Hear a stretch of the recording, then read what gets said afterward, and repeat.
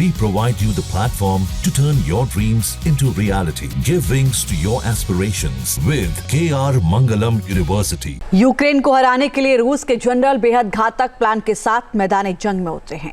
Ukraine पर हमले के लिए बिल्कुल नई रणनीति बनाई गई है और इस बार हमले इतनी तेजी से किए जा रहे हैं कि यूक्रेनी सैनिकों को संभलने तक का मौका नहीं मिल पा रहा।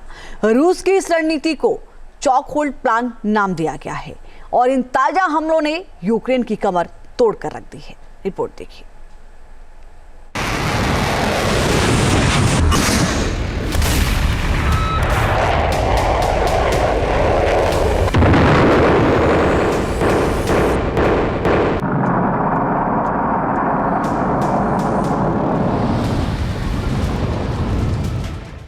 रूस के हमलों से यूक्रेन दहल रहा है। यूक्रेन के लोग सहमे हुए हैं। रात की नींद और दिन का चैन हराम है। सुबह उठने से रात को सोने तक चारों तरफ सिर्फ तबाही तबाही नजर आती है। रूस ने हमले और विकराल कर दिए हैं। ज्यादा घातक मिसाइल्स आग उगल रही हैं और गरजती हुई तोपें दुश्मन सेना का संहार कर रही हैं। यूक्रेन के साथ ही यूरोप में भी रूस के विकराल हमलों से दहशत बढ़ रही है।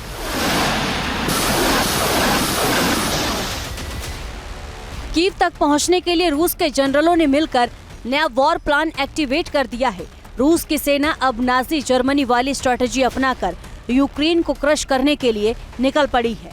इस बार हमला इतना भीषण किया जाएगा कि यूक्रेन को पीछे हटने का मौका तक नहीं मिलेगा। या तो यूक्रेन के सैनिक हथियार डालेंगे या काल के गाल में समा जाएंगे। रूस की सेना अब ट्रिपल चॉक होल्ड रणनीति से हमला कर रही है। यूक्रेन पर 3 तरीके से सीधा हमला किया जा रहा है और यूक्रेन की सेना लगातार पीछे हट रही है। चॉक होल्ड रणनीति क्या है ये भी आपको बताएंगे, लेकिन पहले यूक्रेन में क्या हालात हैं वो जान लीजिए। रूस के टैंक और आर्टिलरी आग उगल रहे हैं। यूक्रेनी सेना के डिफेंसिव लाइन ध्वस्त हो रही हैं। जेलेंस्की के सिपाहियों के पास पीछे हटना ही एकमात्र रास्ता बचा है। पुतिन की सेना के हमलों से यूक्रेन की फ्रंट लाइन तितर बितर हो रही है।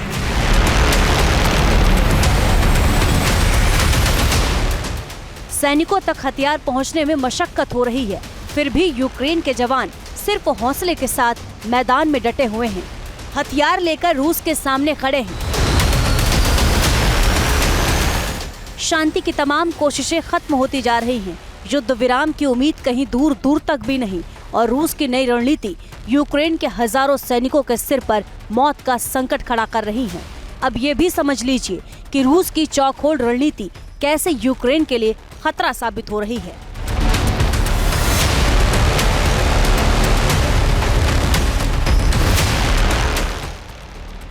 पुतिन की आर्टिलरी फोर्स भीषण ग्राउंड अटैक कर रही है। पीछे हटते दुश्मनों पर रूस के ड्रोन पिन पॉइंट अटैक कर तबाही मचा रहे हैं और यूक्रेन की डिफेंस लाइन पर रूस के ग्लाइड बम हमला करने के लिए तैयार हैं। पुतिन की सेना यूक्रेन को पूरी तरह तबाह कर रही है। मिसाइल और ड्रोन फोर्स लगातार अटैक कर रहे हैं। तोपें आग उगल रही हैं। यूक्रेन को समझ नहीं आ रहा कि किस जगह मोर्चेबंदी करे और किस मोर्चे को कमजोर छोड़ दे।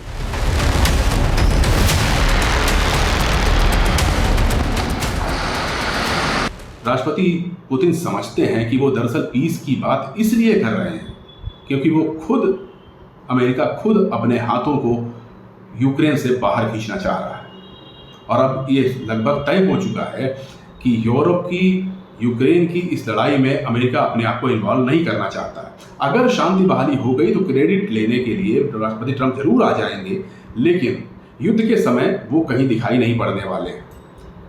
तो इस स्पष्ट इशारे को समझ करके रूस ने भी अपनी रणनीति में कुछ फेरबदल किया है। उनको अब चीज़ें फेवरेबल लगने लगी हैं। उनको लगने लगा है कि यूक्रेन को बहुत जल्द सरेंडर कराया जा सकता है और यूरोप, जो कि अब तक बड़ी बड़ी बातें बोल रहा था रूस अगेंस्ट, शायद वो भी बिना अमेरिका के अपने आप को कमजोर पाएगा।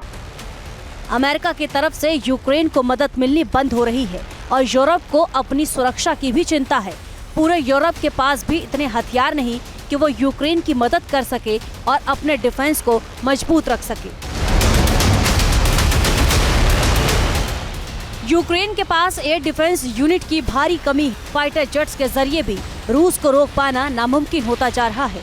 ड्रोन फोर्स भी अटैक के बजाय सिर्फ डिफेंस पर ही ध्यान लगा पा रही है। बिना अमेरिकी मदद के यूक्रेन लड़खड़ा रहा है।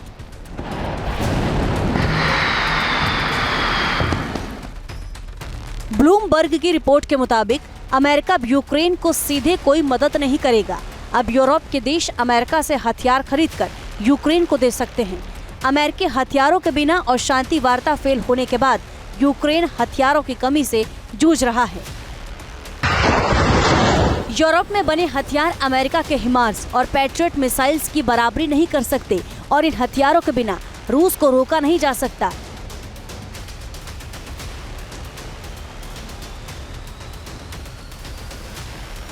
यूक्रेन को लेकर के रूस की चुनौतियां दो तरह की थी। उसको यूक्रेन के ऊपर अटैक भी करना था और साथ ही जो पश्चिमी ताकतें यूक्रेन को सपोर्ट कर रही थी उनको धीरे धीरे करके अलग थलग करना था। और इन दो तरफा रणनीतियों पर काम करते करते आज स्थिति रूस ने अपने फेवर में कर ली है। अब इसी को वो लोग पश्चिमी ताकतें जो होल्ड की स्ट्रेटजी बता रहे हैं, लेकिन हकीकत यह है कि रूस ने इसके ऊपर लगातार काम किया है।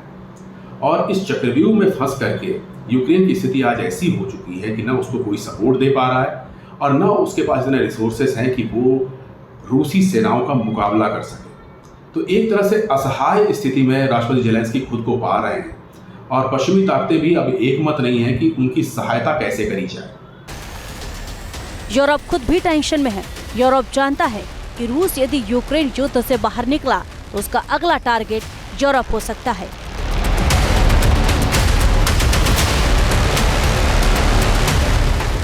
हाल ही में एक रिपोर्ट ने बताया है कि यदि जंग बड़े पैमाने पर शुरू हुई तो पूरा यूरोप मिलकर भी रूस का मुकाबला करने के लिए तैयार नहीं है। और इन हालात में अब मदद के लिए ज्यादा हाथ नहीं बचे हैं। यूक्रेन पर रूस की शर्तें मानने या पूरी तरह तबाह होने का खतरा बढ़ता जा रहा है। Team news nation.